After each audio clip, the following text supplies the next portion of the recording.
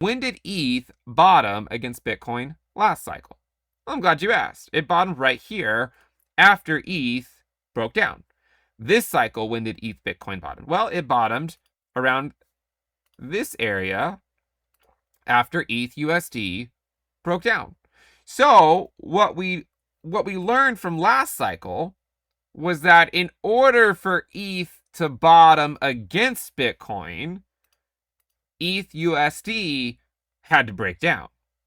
And that was why for the last so many years, I've said the same thing over and over again. I'm like, guys, if you want ETH to bottom against Bitcoin, you need to see it break down against the US dollar.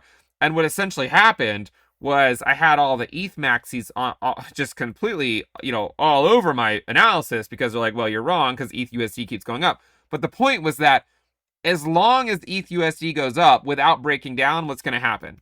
ETH Bitcoin is going to keep dropping. So you basically had the ETH maxis celebrating the rise of ETH USD, but while it was going up, it was bleeding against the king. So they were taking on more risk and getting less of a return.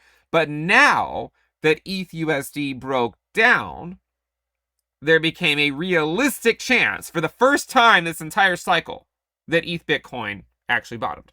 Why was I never, I never, for the entire cycle, like I was never convinced that ETH Bitcoin could have bottomed until ETH USD broke down and went to the fair value logarithmic regression trend line. And that's when we did the video called Welcome Home Ethereum, right?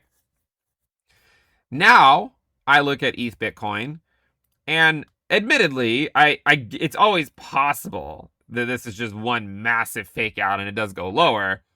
But when I look at this objectively, all right, I see a low, I see a high, and I see a higher low, and I see a higher high.